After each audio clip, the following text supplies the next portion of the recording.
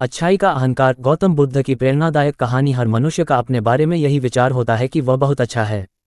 जो कुछ भी उसको जीवन में मिला है वो इसलिए मिला है क्योंकि वो इसके काबिल था और उसके अंदर कोई भी बुराई नहीं है।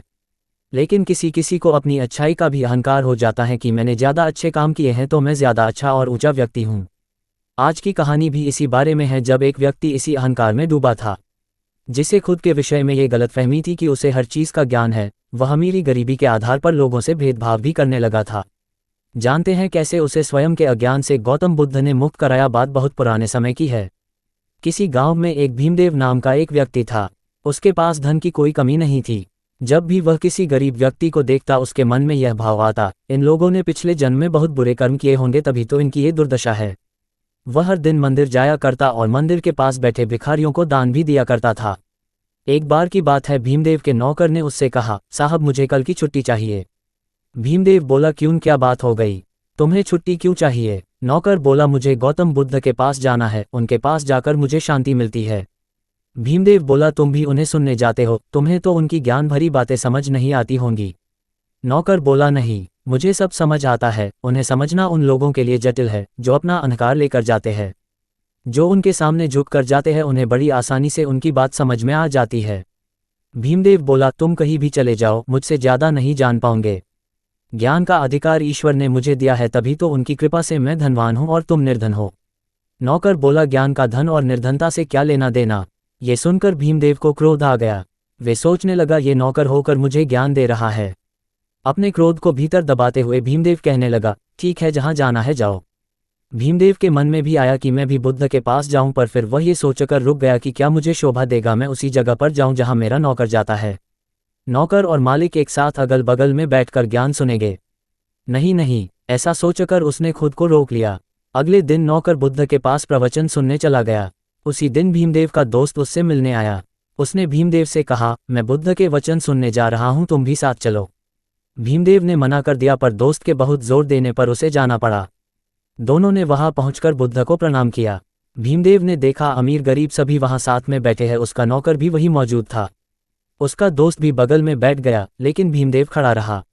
बुद्ध भीमदेव से बोले, तुम खड़े क्यों हो, बैठ जाओ। भीमदेव बोला, इन लोगों का स्तर मुझसे नीचा है, इसलिए आप पहले इन्हें ज्ञान दे दीजिए। इन सब के जाने के बाद आप मुझे ज्ञान देना।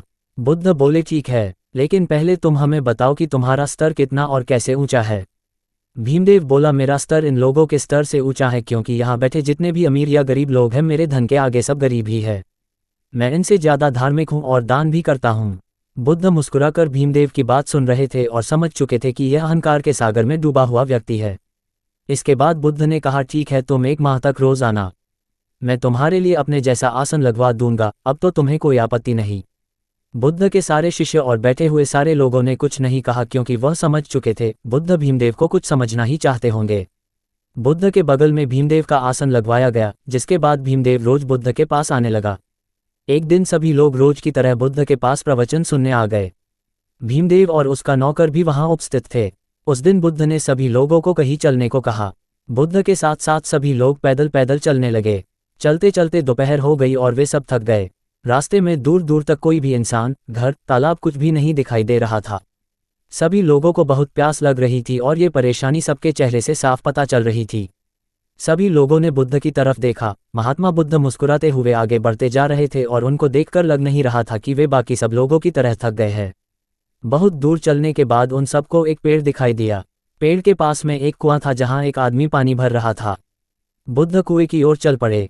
बुद्ध कुएं की ओर चल पड़े, बाकी सब भी बुद्ध के पीछे पीछे चलते गए। बुद्ध कुएं के पास जाकर उस आदमी से बोले, सुनो भाई, मेरे शिष्यों को प्यास लगी है, क्या आप मेरे शिष्यों की प्यास बुझा सकते हैं? उस आदमी ने बुद्ध से कहा, जी जरूर।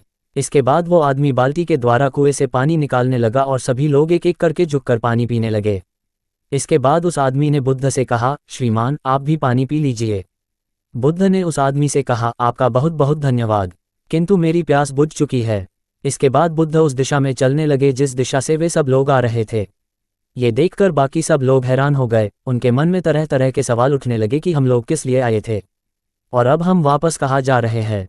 कुछ के मन में सवाल उठा कि क्या हम वापस वहीं जा रहे हैं जहाँ से हम आए थे। बुद्ध आगे आगे चलते जा रहे थे और सभी लोग बिना कोई सवाल किए पीछे पीछे चल रहे थे। भीमदेव को तो काफी गुस्सा भी आ रहा था कि आज वो प्रवचन सुनने आया था, लेकिन प्रवचन के चक्कर में आज प्यासा ही मर जाता। शाम होते होते सभी लोग वापस वही आ गए जहां वे सभी लोग प्रवचन सुनने आते थे। सभी लोग कुछ हैरान थे, लेकिन सिर्फ भीमदेव था जो गुस्से में था। वहां पहुंचते ही भीमदेव महात्मा बुद्ध से बोला, अगर कहीं जाना ही नहीं था तो क्यों पूरे दिन चलवाते रहे? आज तो प्यास के मारे मेरी तो जान ही जाने वाली थी। बुद्ध मुस्कुराए और उन्होंने कहा, जब तुम पहली बार यहाँ आए थे तो तुमने स्तर की बात की थी कि तुम्हारा स्तर बाकियों की तुलना में अधिक है। लेकिन यात्रा के दौरान जब सभी लोग थक चुके थे और सभी प्यासे थे तब तुम्हारा स्तर बाकियों के समान ही था। तुम भी उतने प्यासे थे जितना कि बाकी सब लोग। उस समय तुम्हारा धन या तुम्हारा अहंकार क्या तुम्हारी प्यास बुझा सकता था? ये सुनकर भीमदेव का गुस्सा शांत हो गया। इस बार बुद्ध की बातें भीमदेव के दिल पर असर कर गई। आगे बुद्ध ने कहा, कुएं के पास पहुंचकर जब तुमने झुककर पानी पिया तब जाकर तुम्हारी प्यास बुझ पाए। अगर तुम वहां भी अपने अहंकार की बात मानकर नहीं झुकते तो प्यासे ही रह जाते। इसी तरह अगर किसी इंसान को ज्ञान की लालसा है तो उसे अपने अहंकार को दूर रखकर विनम्रता से झुकना होगा, तभी उसे ज्ञान की प्राप्ति होती है। भीमदेव के मन का मैल धीरे धीरे कटने लगा, वह हल्का महसूस करने लगा। बुद्ध ने कहा, जीवन में ज्ञान की प्राप्ति तब होती है जब वह अपने अहंकार को त्याग दे। उसे अमीर गरीब ऊंचे नीचे से कोई फर्क ना पड़े। वह हर मनुष्य को ऐसे देखे जैसे वह स्वयं को देखता है। जब मनुष्य को सचमुच ज्ञान होता है तब वह समय की धारा से आगे निकल जाता है, उसे समय का भान ही नहीं होता। भीमदेव को ऐसे लगा कि जैसे यह बातें उसी के लिए है और वह सच में कुछ समझने लगा है। उसने अपना आसन छोड़ दिया और बुद्ध के चरणों में गिर गया और रोने लगा। बुद्ध ने कहा, अरे क्या हुआ, तुम रो क्यों रहे हो? भीमदेव ने कहा, सब सच ही कहते हैं, आप ज्ञान के भंडार है। आपने मेरे अहंकार को चूर चूर कर दिया है।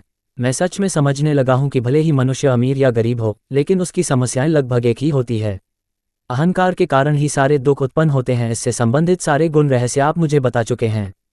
मैं इस आसन पर बैठने योग्य नहीं हूं, मुझे अपनी शरण में ले लो। बुद्धम शरणम गच्छामि। यह कहानी हमें यह बताती है, हमारे दुख का मूल कारण अहंकार ही है। अहंकार होने से हम दूसरों को खुद से नीचा समझने लगते हैं, जिससे कि ज्ञान प्राप्ति के सारे मार्ग बंद हो जाते हैं। इसलिए हमें खुद को किसी भी प्रकार के अहंकार से दूर रखना चाहिए ताकि हम भी बुद्ध की शरण में जा सके। उम्मीद करते हैं आपको हमारी गौतम बुद्ध की प्रेरणादायक कहानी अच्छाई का अहंकार पसंद आई होगी। सूचना सिर्फ मान्यताओं और जानकारियों पर आधारित है। यहाँ ये बताना जरूरी है कि यह मेरा वीडियो किसी भी तरह की मान्यता जानकारी की पुष्टि नहीं करता है। किसी भी जानकारी या मान्यता को अमल में लाने से पहले संबंधित विशेषज्ञ से सलाह लें। धन्यवाद।